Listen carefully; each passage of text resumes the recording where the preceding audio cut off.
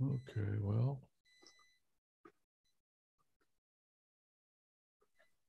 I don't know, unless it's because Slack is able to connect to my camera. Although I don't think that Thunderbird is, and that's what was doing it last week. We're live. Yep. Hello, everybody. Another warm and sunny Wednesday. We haven't in a while, so just in case we have anybody new, I suppose we should introduce ourselves again. Terry? Yeah, that's me.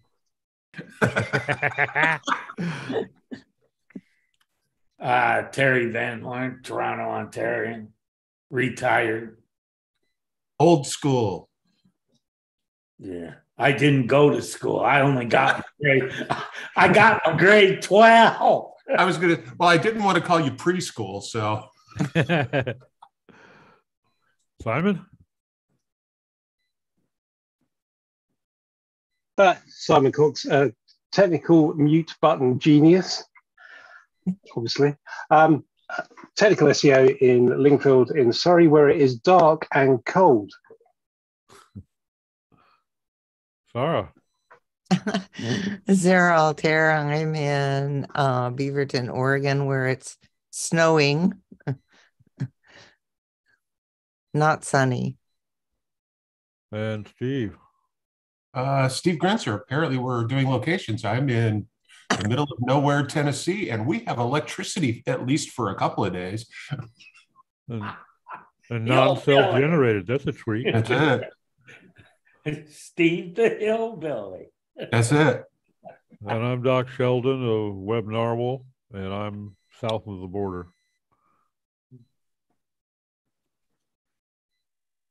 Well, so did anybody notice the Twitter discussion about how it would be very hard for websites to recover from the helpful content updates?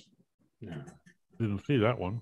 Yeah, I think it was Gary Isles said something on Twitter about it would be challenging for a website to recover from that.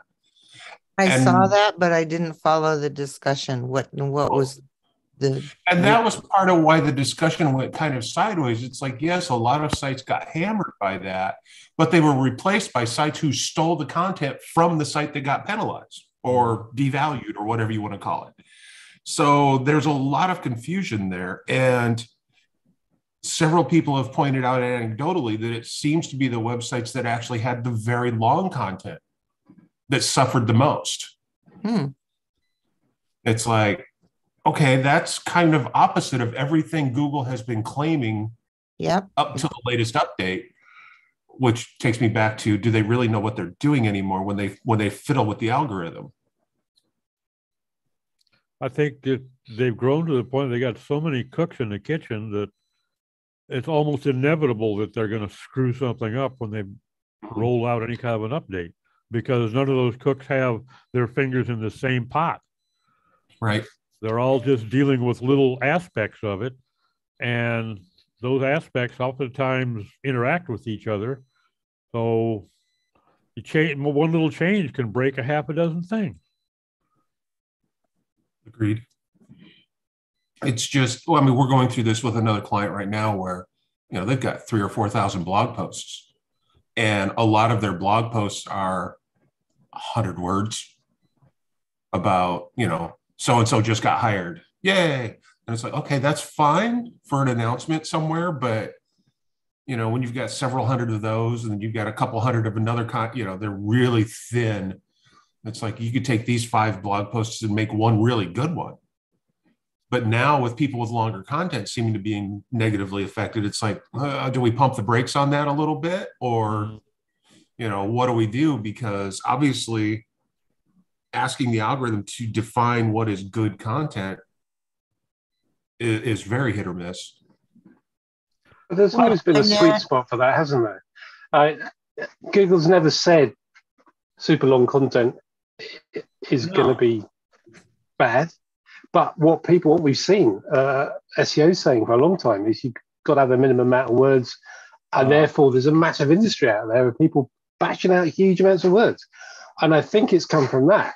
And of course, Google are now penalizing that. And what I like to do, especially if someone's got long content, especially if they're being penalized, I'd start splitting that down into subtopics and building a topic hub around all that content if it's too long. I think, and they're right.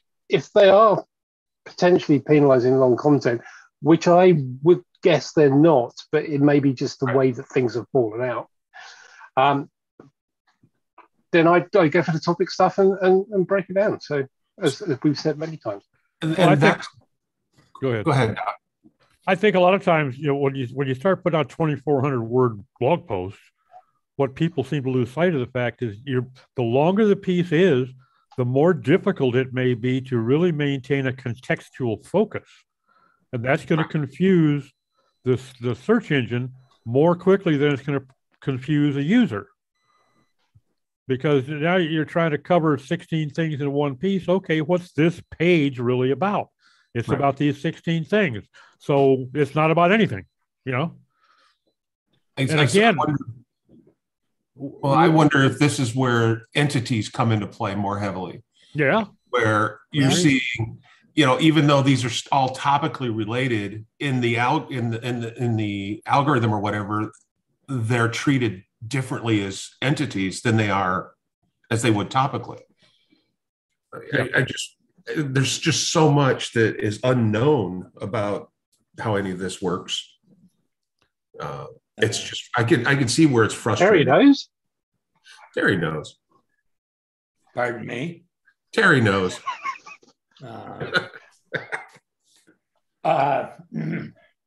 Well, I did have a show with Bill on entities, so him and I talked about them a little bit. So yeah, I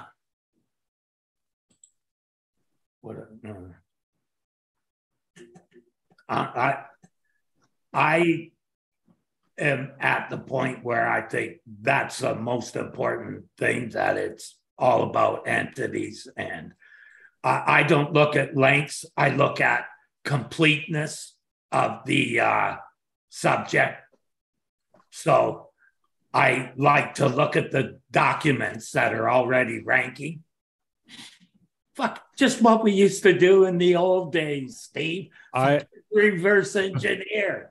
I actually saw somebody in a group post probably a couple of weeks ago, something about, they were talking about contextual focus in a piece.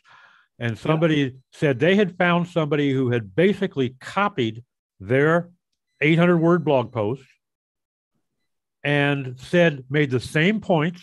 I mean, they reworded it slightly, but they made exactly the same points, nothing new, nothing extra, but did that 800 words in 1,200 words and outranked him. Okay, so, yeah. And you think this means what?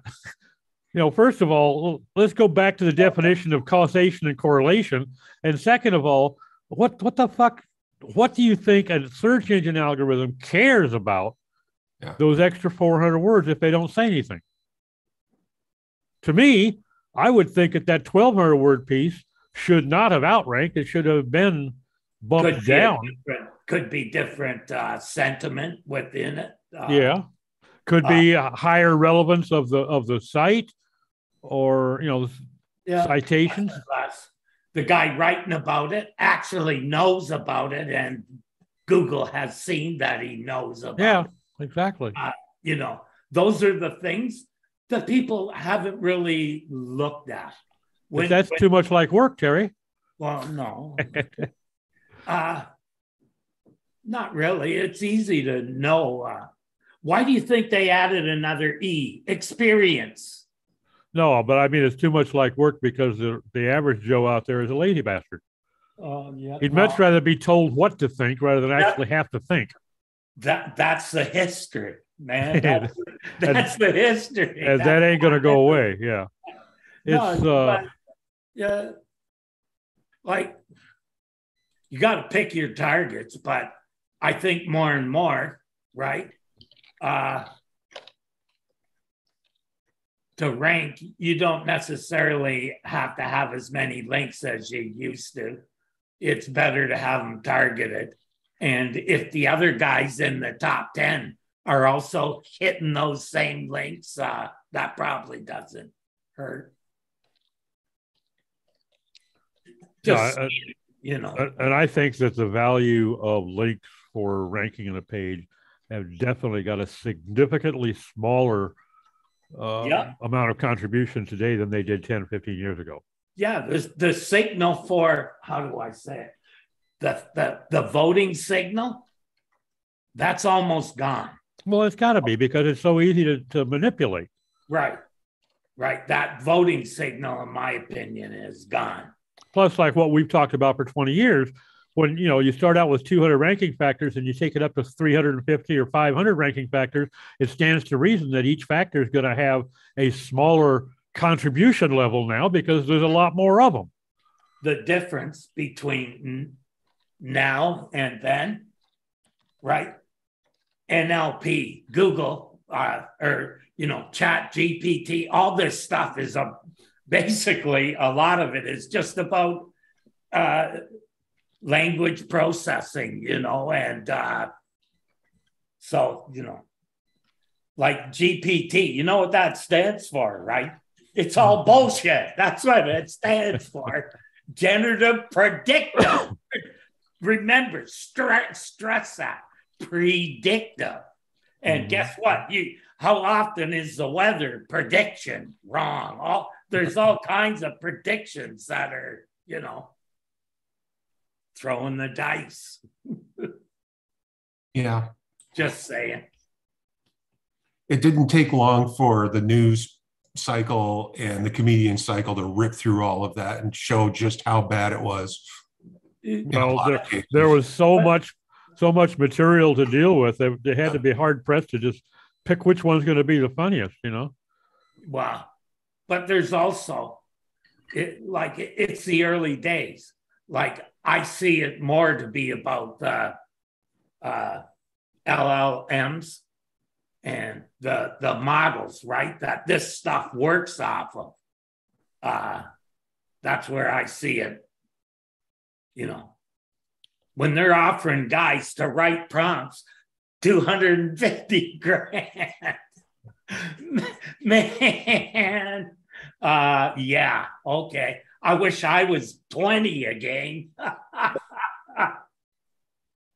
Wow. Yeah, but the thing with content is whatever prompt you're writing, right? Whatever prompt you're giving the AI, still at the other end of it all, whatever the AI generates, some human being has to go through and make it human. Oh, yeah, but there's some stuff that it can do that. Yeah. Well, to me, the biggest problem that I'm seeing right now with the content itself, I mean, I think there are uses for GPT, but writing an article isn't one of them, in my opinion. But I think that the biggest problem that I see with what it's doing and the people that are trying to use that content, even if they go through and edit it, is even if you tell it and only include verifiable facts, it still makes shit up. I saw a post early this morning. It does. I saw a post early this morning. The guy showed 4 little screenshots of about 8 or 10 statements per screenshot, and citing books written by an individual or papers authored by an individual, and every goddamn one of them was false. Totally made up. Now, what good is something like that? And imagine what's going to happen with Google if your page, because Google has the ability to, in nanoseconds, determine whether this title exists someplace. And if it doesn't, your credibility is shot right out of the water. They've been scanning books for how long, man? Yeah. So that's ongoing, correct? Yeah, it still lies through its teeth. It just makes shit up. No, okay, that's not what I'm talking about. What? Well, Google's been scanning books for years. Oh, right. I don't know. The books and put them into language that. Yeah, I don't know if they still are or not. That's a good question.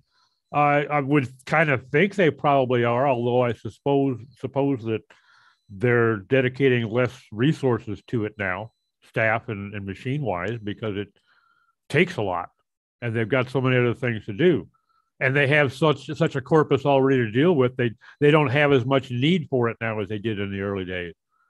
But one would hope. I mean, there's new books are coming out, but again, if Google scans a book today or 10 years ago, is there any meaningful effort to verify the statements in that book? Are they going to accept it as fact? Are they going to cast it out if there's no corroborating evidence of it? My guess is they were simply scanning and that's it. Just throw it into the corpus. We'll deal with that later. What about all the books that are being rewritten now to fit modern social values? Yeah. I mean, now what do you do? But yeah, I can't. Second edition woke. I can't imagine Google stopping the scanning because their original goal was to, index all of the world's data. Yeah. And every new book that comes out generally comes out in a digital format now. So it's not that hard for them to incorporate it. And it just doesn't seem to me to make sense that they would simultaneously try to verify and corroborate the information in those books. They're just trying to get it into the corpus. We'll deal with if we need to deal with it, we'll deal with that later. This is just get it into the library. We don't have to read it right now. We just have to bring it into the library. Yeah, well, if you go and you find a book on Google Scholar, for instance, what's there is whatever that author or that set of authors wrote. Correct. So it's exact. So it's exact. Without value judgments, it's just Google says, here it is, here's this article, here's this book, whatever it is. Which makes sense. Yeah. Wow. Doesn't need to be their job. I mean, especially with the task at hand, they simply want to get all that information digitized. So that's what they were doing. Judging the quality of the cover art doesn't come into play any more than it does judging the quality of the corroborative facts stated in the book. Yeah. Not part of the job.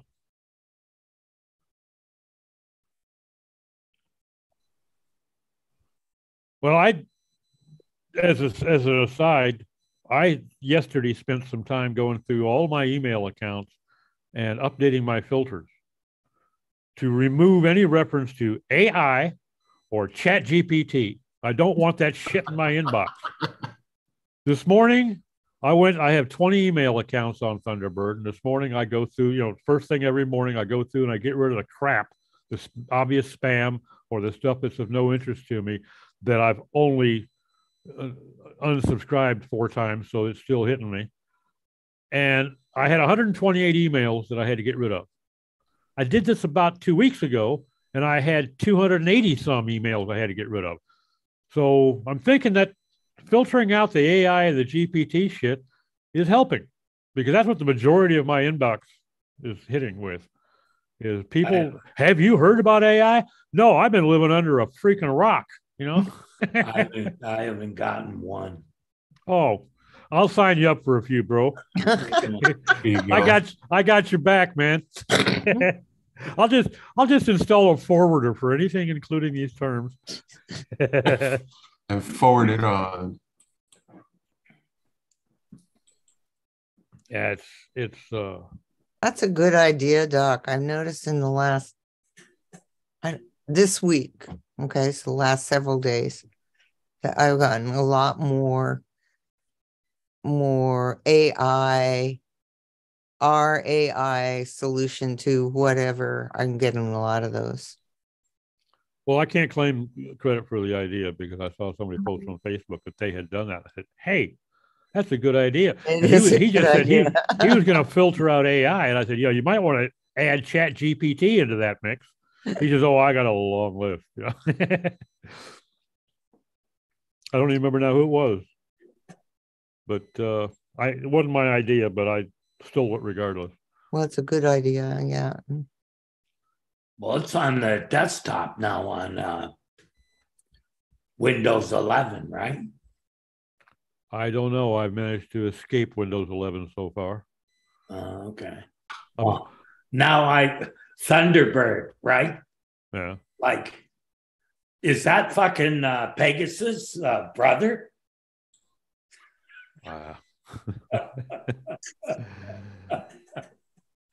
Okay, that's a bad joke. Sorry.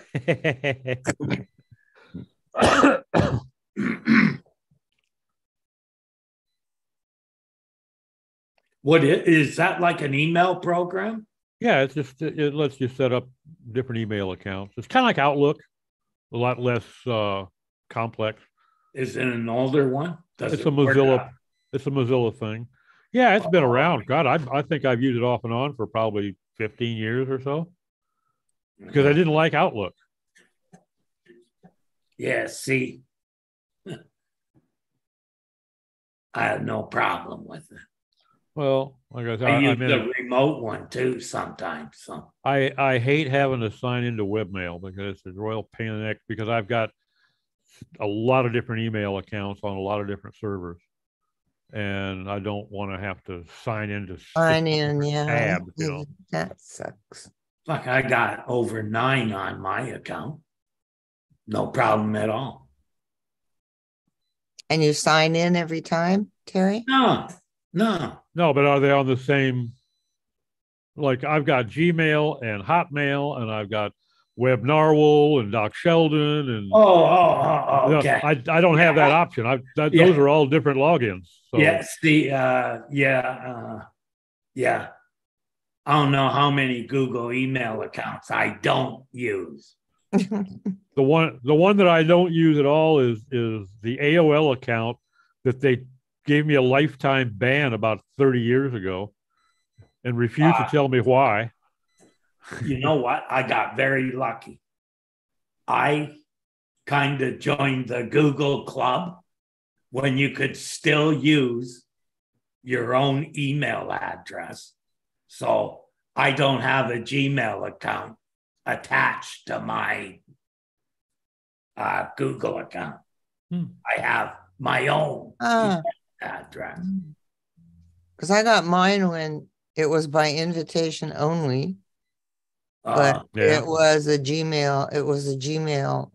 See, when I got mine, I got mine to get a key so I could check rankings on a really old ranking. Steve probably remembers the program.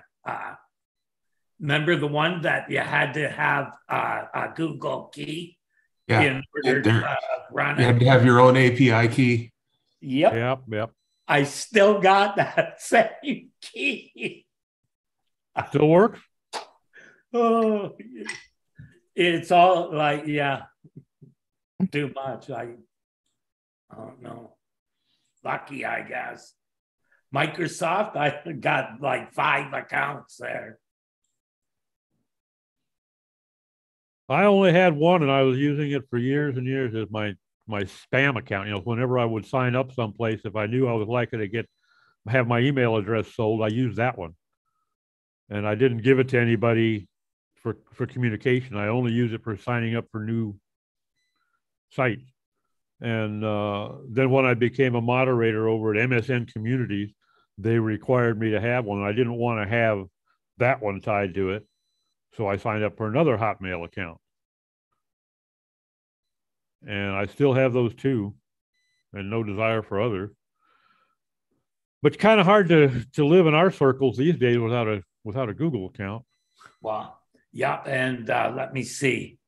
My first MSN account, I think it's attached to the same one as Google, same email address. That was back from, 90s.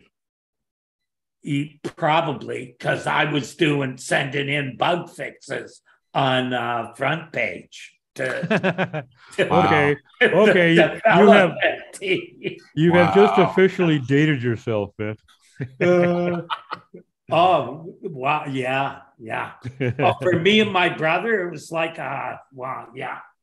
It was like one of our first projects together. He's about 12, 15 years younger than I am. So that was when I just got out of rehab too. So yeah, cool.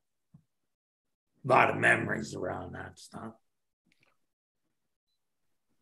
Yeah, you were playing those waters before me. I think the first website I ever tried to build was in Front Page Express, and it was such a pain in the ass. Then I thought, once I discovered Dreamweaver, I thought, oh God, I've gone to heaven. Oh wow, yeah. And then I shared a site I built, a test site that I built with Dreamweaver over, I forget the name of the forum we were in now, Steve. But you two, you and Terry ripped me a new one. I find that so hard to believe because we were always so polite to newcomers. Yeah. Well, really. you did. Yeah, I mean, you did it politely, but you didn't pull your punches either. I mean, everything you said about it was absolutely correct. It just wasn't exactly kind. But it was my first effort. I didn't take it personally. I just thought, oh, okay, so it's not as cool and nifty as I thought it was. There was a school that hired me to teach Dreamweaver. Halfway through, I said, fuck this, and taught them Front Page. Yeah.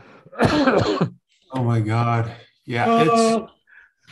We've come a long way since building websites in DOS, edit, and table layout structures. Oh, yeah. When you had to put images in to hold the tables to the width you wanted. Yep. Spacer, transparent GIF. But you could also use the design to direct the search engine too. That's what I like. The space at the top between the one margin and the main content. So all your, all the crap you didn't want it to see first, all those links, they saw the content first and all the links at the end. Now, those were the good old days. These crawlers were dumb as a freaking fence post, just the way we like them. That's why they came up with XML sitemaps, because people were so bad at navigation. See, but all you had to do though is have good links. You know, that's why it's hypertext markup. Yeah, dummy. Link it.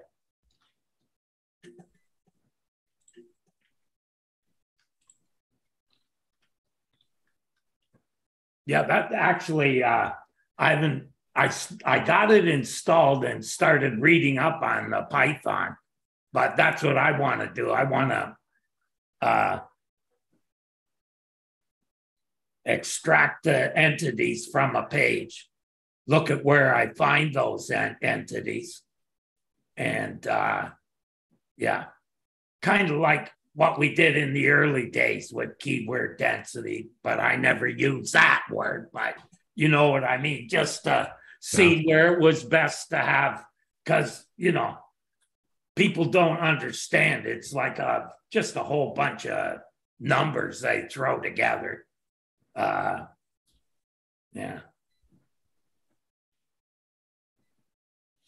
Nothing changed much other than, you know, now you got entities instead of keywords, and you have, you know, your subject, predicate, and object or whatever. In one of the groups I'm in, we were talking about AI generated content, and then AI spun content. And then the discussion followed into what are the good article directories to submit these articles to? And the first thing I thought was, there's still article directories? Are there article directories? Apparently, there are a lot of them out there still. Wow. They're Okay. just not very common in the United States.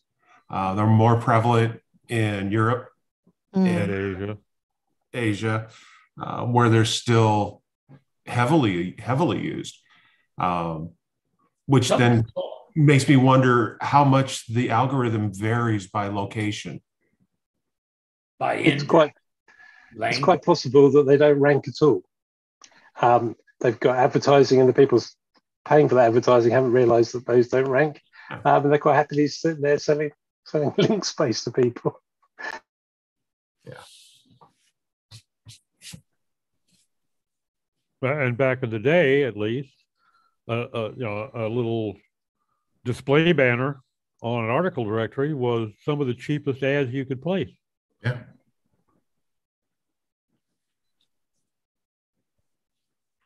Let's see, I never saw that.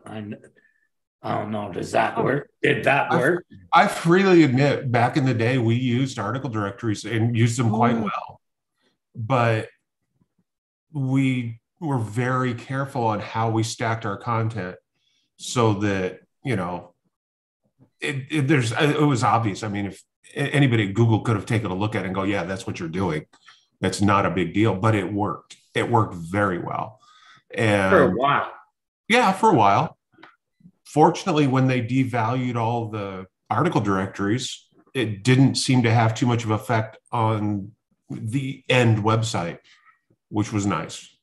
Well, because they probably hadn't been counting them for a long time. Well, I know for some of those websites, I know some of those websites, all we ever did was article directories, period. That was the only thing that did lift them up.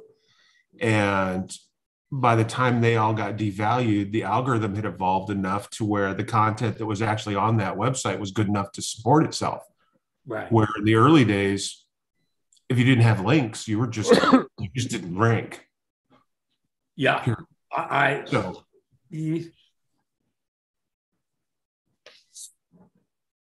Yeah.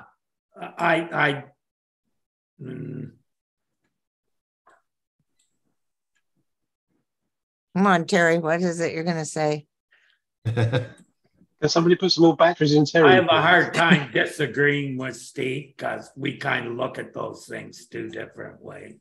Right.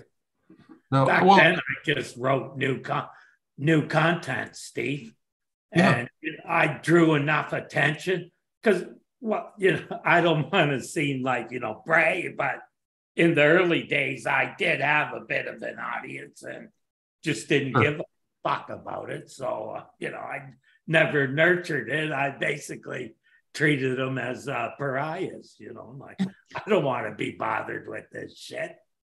Yeah. Well, probably because I was still drying out, not fit for human consumption.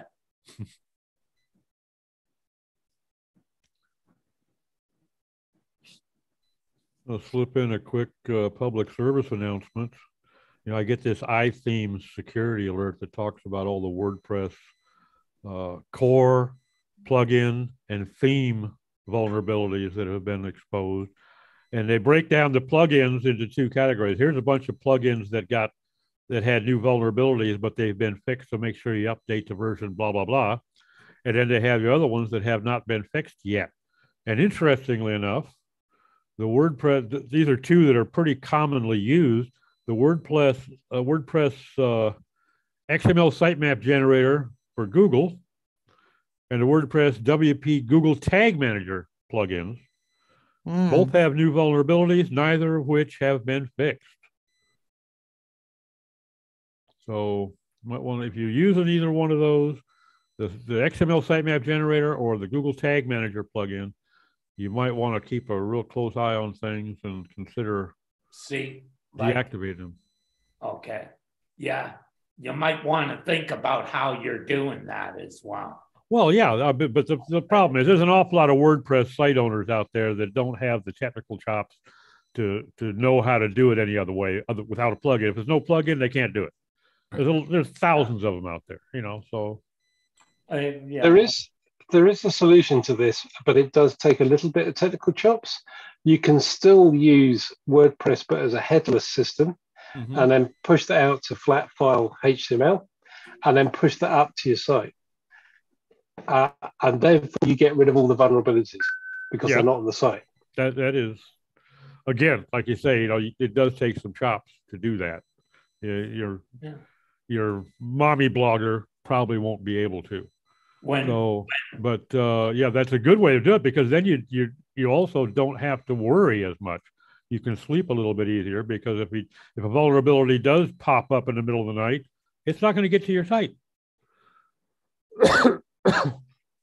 Plus, I mean, somebody could set a service up that allows people to do their stuff on their local copy of WordPress, and then just push it out somewhere else. Or even you firewall it into an online service that nobody can get to, but then it pushes up to a GitHub somewhere, which then deploys it to the actual site.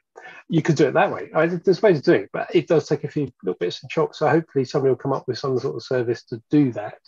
But there's a lot more static site generators out there now, and they're getting very, very good. And they're also stupidly fast because it's flat HTML. Yep.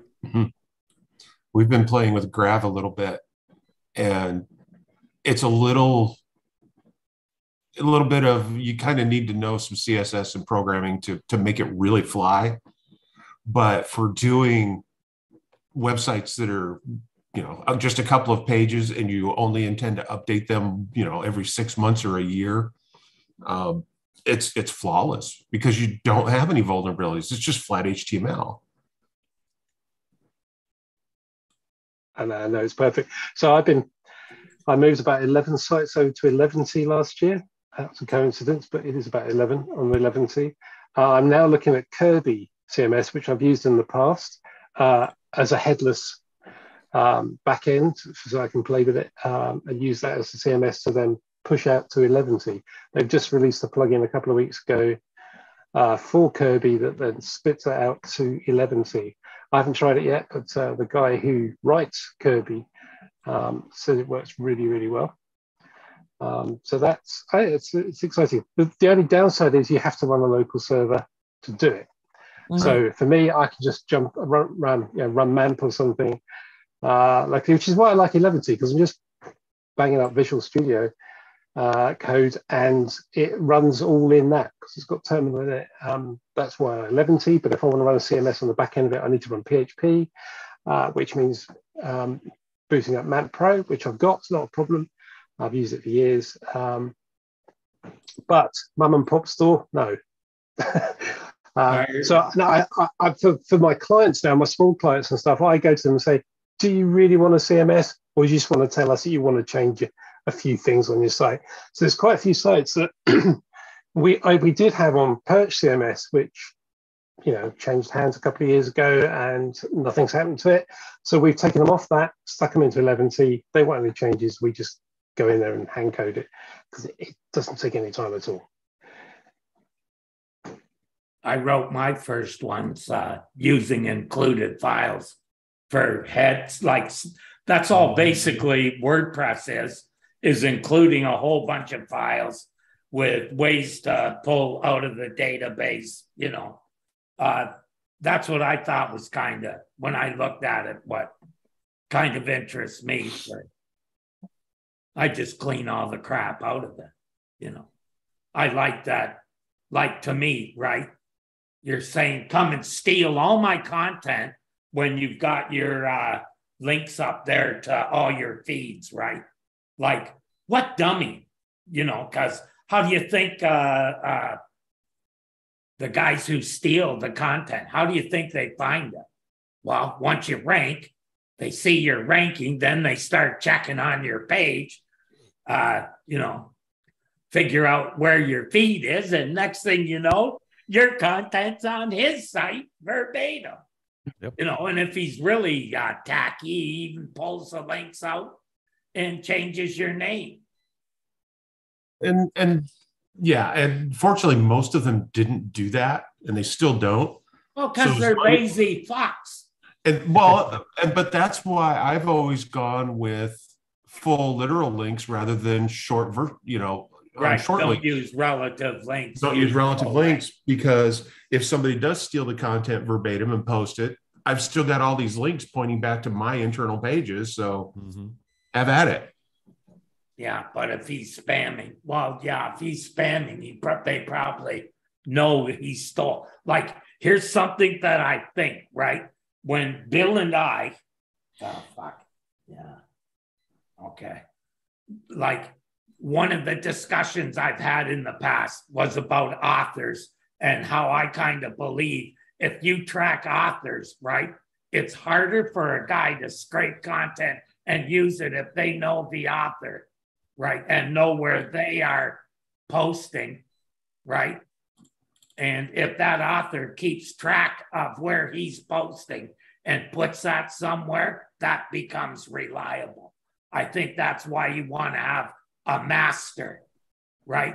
Or a link from wherever you're posting to, like if you're on search engine land or something, right? Yeah, put a link to your biography there and, you know, take your top 3 or 4 articles, put them on your site with a link to, you know, just saying. Because that's how I think they'll check credentials, is that's what linking is going to become about, like checking, verifying who's who, and, you know, is this really the guy? So if you're doing that all the time and they start seeing bullshit, right, that isn't listed on your URLs, they'll know, they can say, yeah, okay, this guy's content stolen. You know, maybe I'm wrong. I think you've got a good point there, and especially if you put structured data in underneath as well, that's going to help.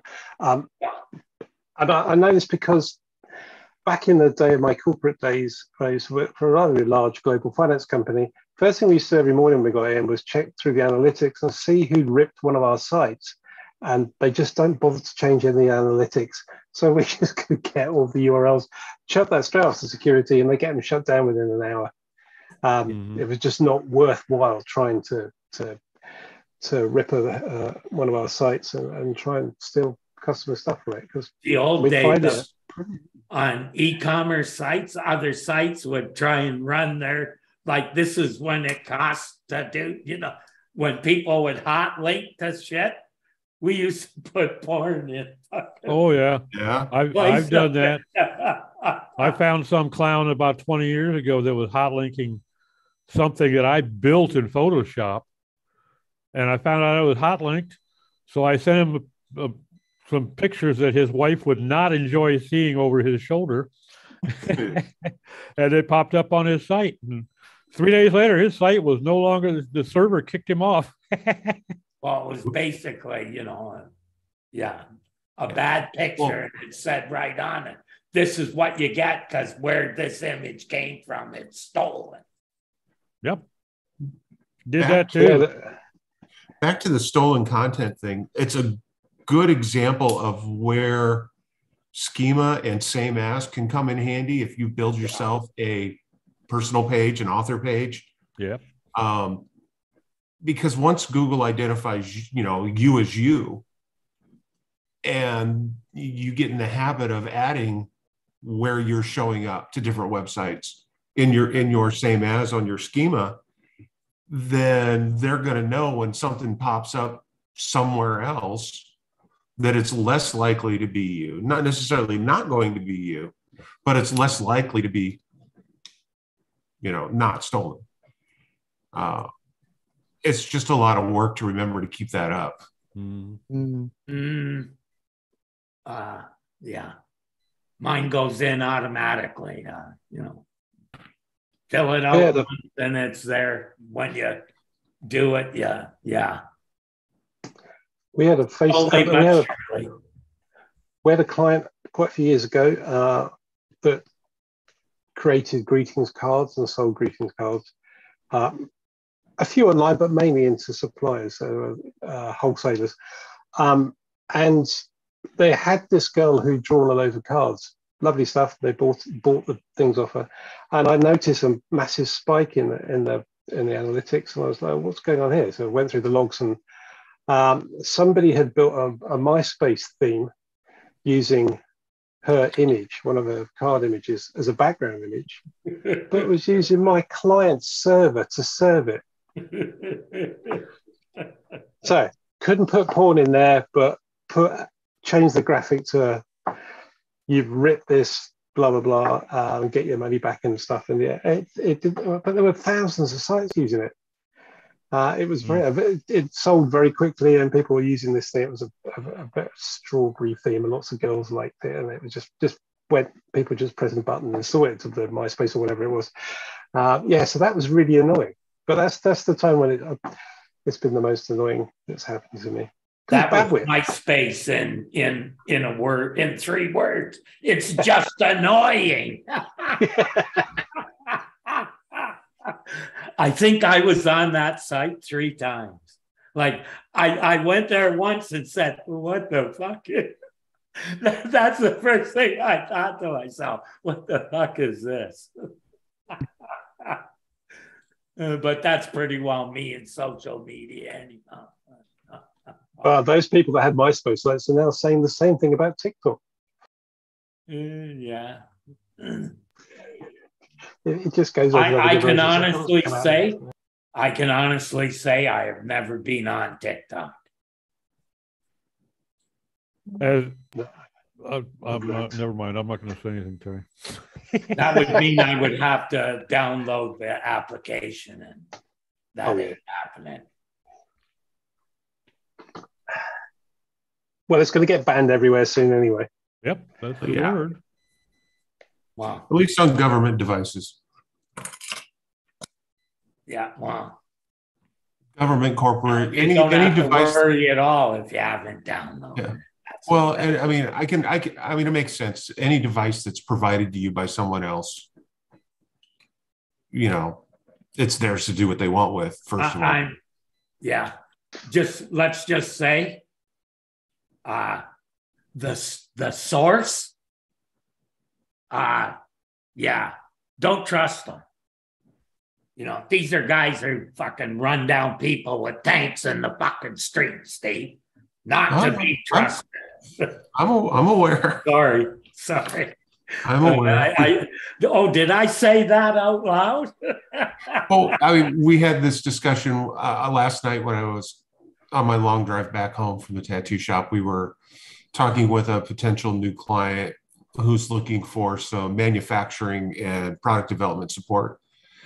And the first thing he wanted to do was fire off his rough sketches and designs to a company in China to help him develop the prototype. No. And it's like, oh no, please do not do that. Because if it's a good idea, it will be stolen. I know so many people who sell on Amazon who try to develop their own product using overseas manufacturing and are shocked to see their product listed on Amazon before they get their first shipment. Mm-hmm. It's like, it's a different, the thing is, it's not, I don't attribute that to evil at all. It's a different culture. It's a different thought process entirely. Well, that's it. See, in their culture, that is good business. Yes. That's not theft. That's just good business. Any smart businessman will steal designs if possible. Yeah. And if you're too stupid to protect your designs, that's on you, And there's nothing wrong with it. There's nothing dishonorable in the least about it.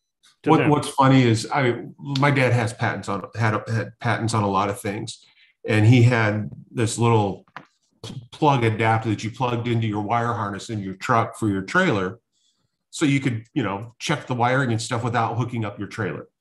It was very cool, and he sold it for 3 or 4 good years. Then one day, a new version came out that was so identical to his, but 20% of the price. They even had the same mold lines, and you could see where they scraped his logo out of the mold and just started repressing. I mean, they didn't even pretend to design their own. They just got a copy of one of his and just made it into a form and just kept going. Well, we had the same problem. I used to be the general manager for a plastic injection molding plant down here in Mexico, and we were doing all of the bottles for a major international brand of shampoos. And they designed them. They gave us the artwork, and then we would build a mold to produce that bottle. And next thing you know, some competitor pops up with their bottle. And they went to the molder that was supposedly making these bottles, looked at the mold. They thought that we had made copies of their mold and sold them black market to these guys and accused us of it. And come to find out, no, the guy showed them the receipts. He ordered those molds from some company in China who was advertising that they had these molds for sale. They were brand new, or they only had 3,000 cycles on them, and there was only 8 sets available.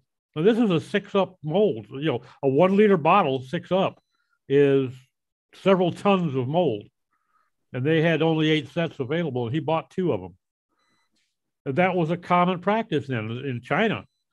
You know, they'll take a product, and they have these scanners. They'll actually suspend this product and laser scan it, and it will give them a CNC output to a CNC cutter to create the cavity for that product.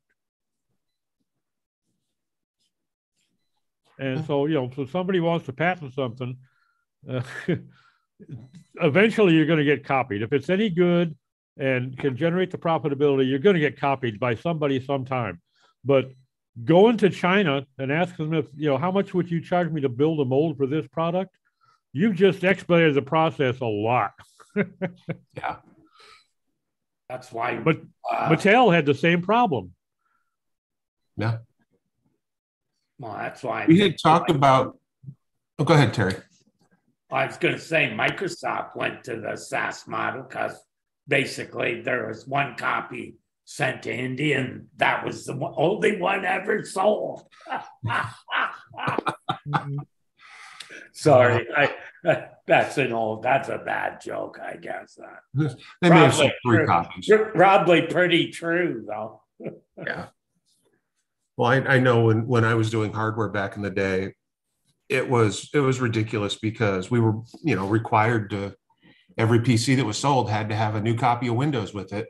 Mm-hmm. And, you know, we never used that copy to install it to a computer. We had our default, you know, setup files.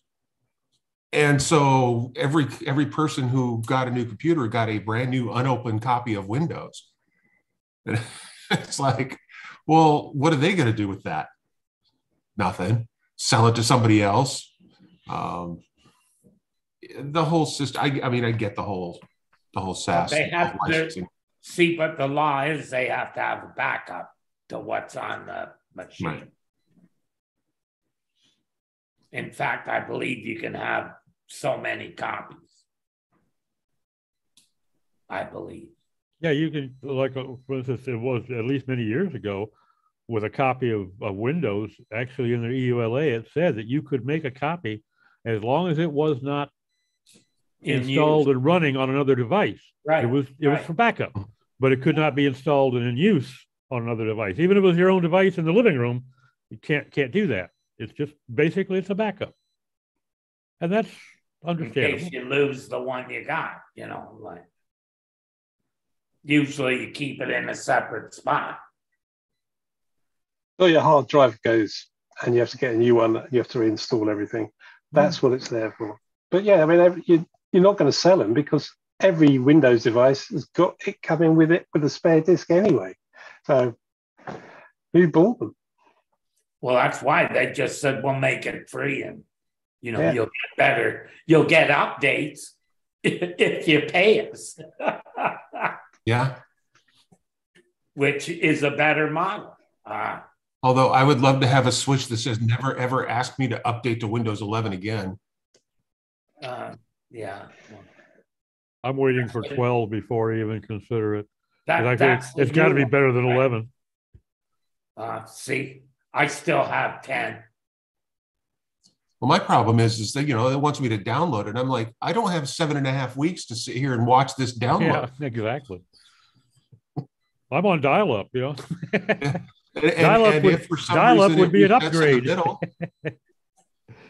I've got a PC here somewhere. I've no idea what's on it. Yeah. But I'm Mac. Yeah. Figures. What do you mean, figures? In other news, because we're getting near the hour, Wow. favicons and site names are now on the SERPs. I can see my own when I search myself on the SERP. Yep. That's exciting news. I've always liked favicons. They're really old. I just love them. They're really good when you're looking across tabs and you're looking for something visually. They're great. It's a good branding thing as well. When are people going to start cheating on that? Yeah. It has to be divisible by 48. Fucking stupid number if I ever heard it. Look up I've been using a guide. Look up the requirements for it to work. Yeah. I've been using an online favicon generator, favicongenerator.com, I think it is, for years, and it's just spits out a load of different sizes. Yeah. And packing. It's very, very good. It's Google. So what do you think? They have their own. Yeah. Of course they do, yes. Well, I've said that. I can see my own favicon, which is a picture of me in the SERP, which is lovely. I just made it easy. I made it 480, and that's math I can figure out easily.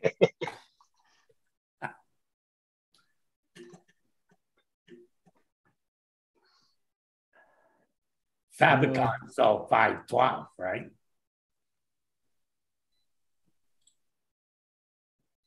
Minimum. Something like that, yeah. That was 16 by?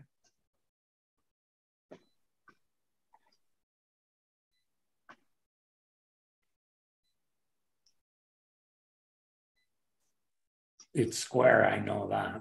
I'm thinking 16 by 16.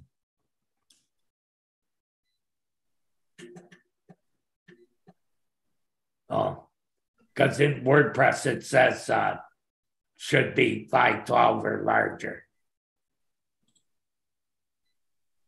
I guess that's so it compresses down more easily.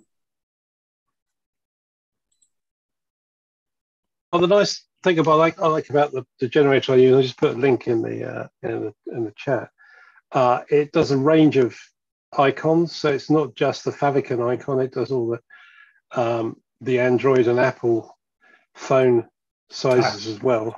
So they'll sitting in your website, so they can pull those through. Which means you can have you start with a high res one and it just chucks them all out, which is nice. I think there's actually code that you can add to your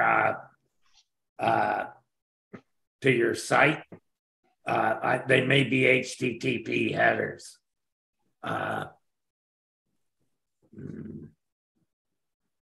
Yeah, I wonder if this. I know it comes with code as well. It generates a little package for you. It's got some code in it. I can't remember if it's got that in there or not.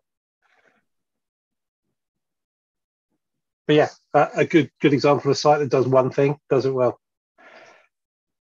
Yeah, but it's been doing it for how long? Like since favicons were around, right? To begin with, I think I first came across this about 2010, 2011.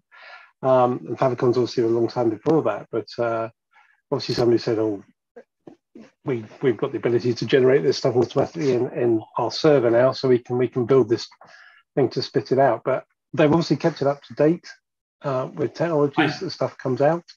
That's the important thing. I'm thinking of Gravatar. Oh yes, that's completely different and quite interesting. It was around. It's been around for a really long time. Yeah, a long time. Again, I thought that was quite an interesting platform. I mean, it's a wall, but a lot of software and sites use it. I've got a Gravatar and it's me about 30 years ago. So it pops up every now and again on something, and I go, oh, yeah, I have to go and change that, really. We're back before you had to shave, right? No, I used to have a little goatee for years. I had this little goatee and like chubby cheeks and short hair. Oh, Zara split. Well, Yes, she went about 5 top minutes of the ago. hour, I guess I'll stop the live feed here. Thanks, everybody. And for your massive audience, please don't trample each other on the way to the exit.